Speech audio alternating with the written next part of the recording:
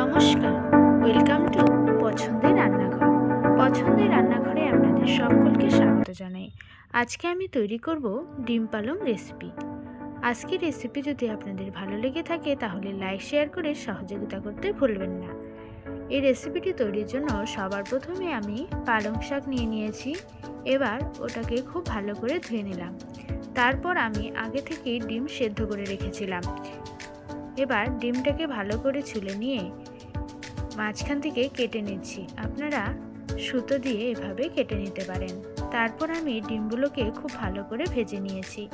এবার পালং শাকগুলোকে একটু সেদ্ধ করে নেব। তার জন্য এখানে জল দিয়ে আমি পালং শাকগুলো দিয়ে দিলাম আর ঢেকে দিলাম।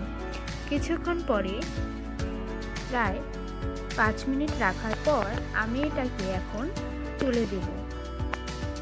এখান থেকে তুলে আমি ঠান্ডা জলে পালং শাকগুলোকে দিয়ে দেব।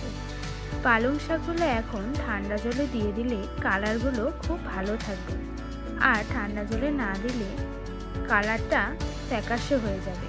সেই কারণে আমি ঠান্ডা জলে দিয়ে দিলাম।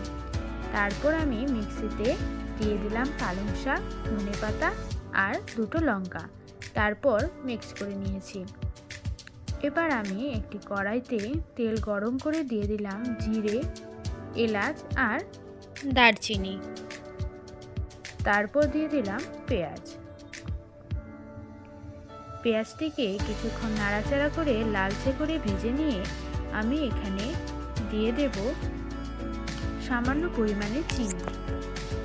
এরপর কিছুক্ষণ নাড়াচাড়া করে আমি এখানে দিয়ে দেব আদা রসুন বাটা, ধনে গুঁড়ো, লঙ্কা গুঁড়ো আর জিরে গুঁড়ো। এবার খুব ভালো করে মিশিয়ে নিয়ে এখানে দিয়ে দেব টমেটো কুচি,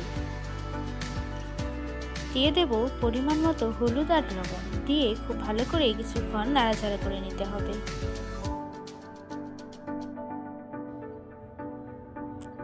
বেশ কিছুক্ষণ নাড়াচাড়া করার পর আমি এখানে দিয়ে দেব পালং শাকের পেস্ট।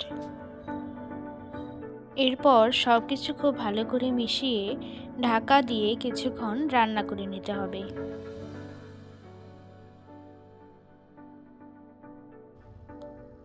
তারপর ঢাকনা খুলে দিয়ে আমি এখানে দিয়ে দেব সেই ভেজে রাখা ডিম।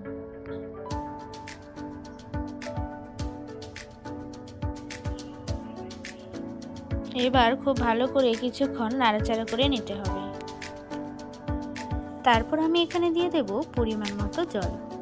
জল দিয়ে এগুলোকে খুব ভালো করে নাড়াচাড়া করে নিতে হবে। তারপর আমি কিছুক্ষণ ঢেকে দিয়ে রান্না করে দেব। আপনারা কিন্তু শীতের মরশুমে এটি অবশ্যই তৈরি করে দেখবেন, খেতে কিন্তু খুব ভালো লাগে। দেখুন আমি আর বেশ কিছুক্ষণ নাড়াচাড়া করার পর গরম মশলা দিয়ে নামিয়ে নেব। আজকের রেসিপি আপনাদের কেমন অবশ্যই কমেন্ট করে জানাবেন।